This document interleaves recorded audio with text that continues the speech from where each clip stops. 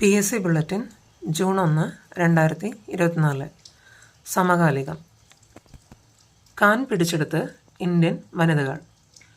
പായൽ കപാഡിയ സംവിധാനം ചെയ്ത all we imagine a slight എന്ന ചിത്രം 77ാമത് കാൻ ചലച്ചിത്രമേളയിൽ ഗ്രാൻഡ് പ്രീ പുരസ്കാരത്തിന് അർഹമായി.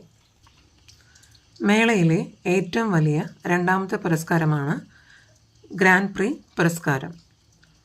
30 വർഷത്തിന് ശേഷമാണ് ഒരു ഇന്ത്യൻ സിനിമ മത്സര വിഭാഗത്തിലേക്ക് തിരഞ്ഞെടുക്കപ്പെടുന്നത്. ഷാജി എൻ കരുണിൻ്റെ സ്വം ആണ് നേരത്തെ മത്സരിച്ചിട്ടുള്ളത്. പായൽ കപാഡിയ ഈ അഭിമാനകരമായ പുരസ്കാരം നേടുന്ന ആദ്യ ഇന്ത്യക്കാരിയാണ്. കാൻ ചലച്ചിത്രോത്സവത്തിൽ പിയർ അജന്യു എക്സലൻസ് ഇൻ സിനിമാറ്റോഗ്രാഫി ബഹുമതി ഛായാഗ്രാഹകൻ സന്തോഷ് ശിവന്.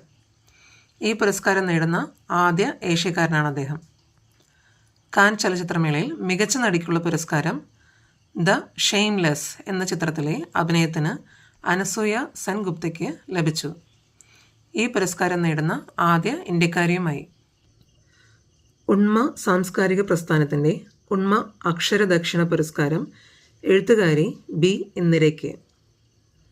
മണപ്പുറം സമീക്ഷയുടെ രാമു കാര്യാട്ട് അവാർഡ് കഥാകാരൻ എം മുകുന്ദന്.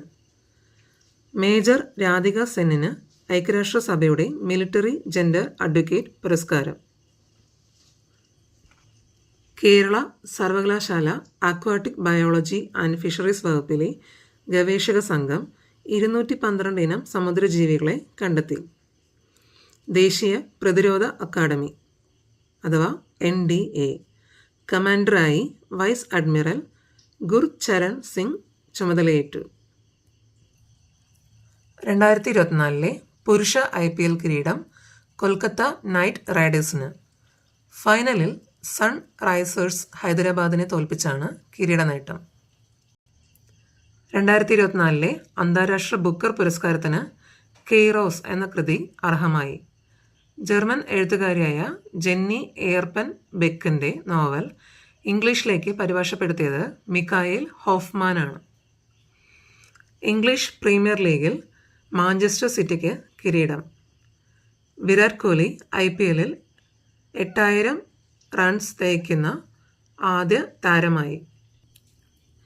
ഇന്ത്യൻ ഫുട്ബോളിലെ ഇതിഹാസവും ദേശീയ ടീം നായകനുമായ സുനിൽ ഛേത്രി വിരമിക്കൽ പ്രഖ്യാപിച്ചു. ദേശീയ ടീമിനായി ഏറ്റവും കൂടുതൽ മത്സരം കളിച്ചതും ഗോൾ അടിച്ചതും ഛേത്രിയാണ്. 158 മത്സരം കളിച്ച താരം 94 ഗോളടിച്ചു.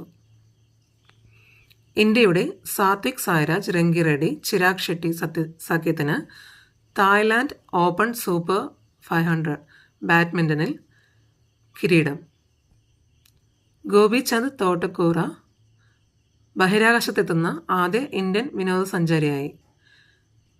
രാകേഷ് ശർമ്മയ്ക്ക് ശേഷം ബഹിരാകാശത്തെത്തിയ ഇന്ത്യൻ പൗരനും ഇദ്ദേഹമാണ്. Gopichand Thotakura.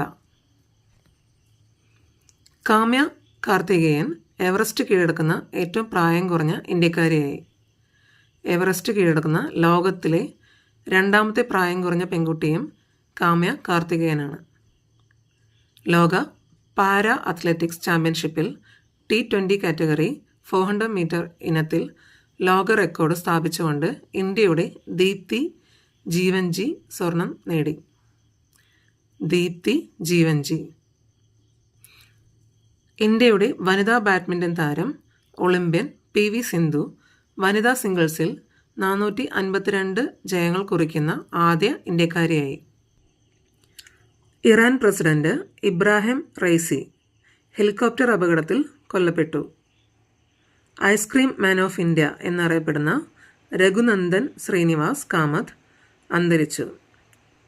Mimicry കലാകാരനും cinema serial നടനുമായ പയ്യപ്പാടി കല്ലുവേലി പറമ്പിൽ കോട്ടയം സോമരാജ് അന്തരിച്ചു.